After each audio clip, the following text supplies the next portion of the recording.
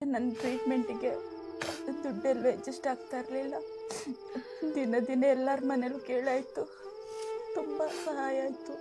ಆದರೆ ಮುಂದಕ್ಕೆ ಟ್ರೀಟ್ಮೆಂಟ್ ಆಗಲ್ಲ ಅನ್ನುವಾಗ ಮಕ್ಕಳಿಗೆ ಹೇಳಿದೆ ನಾನು, ಏನು ಮಾಡೋಕ್ಕಾಗಲ್ಲ ಮಕ್ಕಳೇ, ಯಾರಾದರೂ ನಿಮ್ಮನ್ನ ಸಾಕ್ತಾರೆ, ನೋಡ್ಕೋತಾರೆ, ನೀವು ಹೆದರಬೇಡಿ, ನಾನು ಹೋದರೆ ಧೈರ್ಯವಾಗಿರಿ ಅಂದರೆ, ಇಲ್ಲಮ್ಮ ನೀನು ಹೋದರೆ ನಾವಿರಲ್ಲ, ನಾವು ನಿಮ್ಮ ಜೊತೆನೇ ಬಂದ್ಬಿಡ್ತೀವಿ ಅಂತೇಳಿ ಸೂಸೈಡ್ ಮಾಡ್ಕೊಳ್ಳೋಕ್ಕೆ ಯೂಟ್ಯೂಬು ಗೂಗಲಲ್ಲೆಲ್ಲ ಸರ್ಚ್ ಮಾಡಿದ್ರೆಗಳು ಎಲ್ಲ ಪ್ಯಾಕ್ ಮಾಡಿ ಇಟ್ಕೊಂಡಿದ್ದಾರೆ.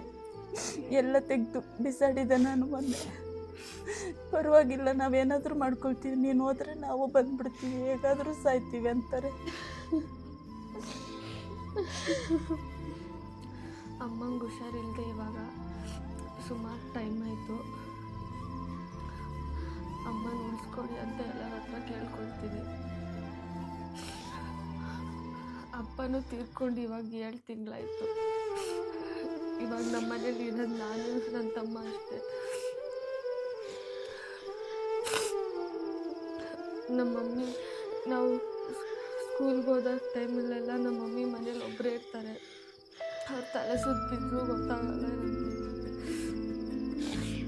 ನಮ್ಮ ಮನೇಲಿ ಊಟಕ್ಕೂ ಕಷ್ಟ ಆಗುತ್ತೆ. ನಾನು ನನ್ನ ತಮ್ಮ ಇದ್ರು ಚಿಕ್ಕಪುಟ್ಟು ಆ್ಯಕ್ಟ್ ಮಾಡಿ ಅದ್ರಲ್ಲಿ ಸಿಗೋ ದುಡ್ಡಿಂದ ಸ್ವಲ್ಪ ಮನೆ ಊಟಕ್ಕೆಲ್ಲ ಖರ್ಚು ನೋಡ್ಕೊಳ್ತಾ ಇದ್ದೀವಿ.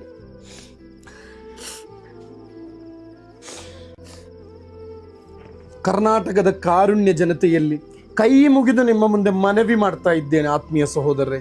ನನ್ನ ವೇಷಭೂಷಣ ನೋಡಿಯೋ ನನ್ನನ್ನು ನೋಡಿಯೋ ಅಲ್ಲ ಆತ್ಮೀಯ ಸಹೋದರ, ನೀವು ನೋಡಬೇಕಾಗಿದ್ದು ಇದನ್ನು ಶೇರ್ ಮಾಡಿ ಪ್ಲೀಸ್.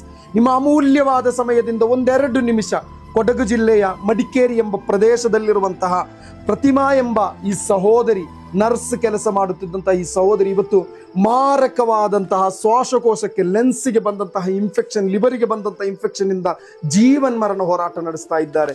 7 ತಿಂಗಳುಗಳ ಮುಂಚೆ ಈ ಸಹೋದರಿಯ ಈ ಮಕ್ಕಳ ತಂದೆ ಬ್ರೈನ್ ಹೆಮರಾಜ್ ಆಗಿ ಒಂದು ರೋಗಕ್ಕೆ ತುತ್ತಾಗಿ ಇವರ ತಂದೆ ತೀರಿಕೊಂಡರು. ಯಾರು ಇಲ್ಲ, ಈಗ ಯಾರು ಇಲ್ಲ.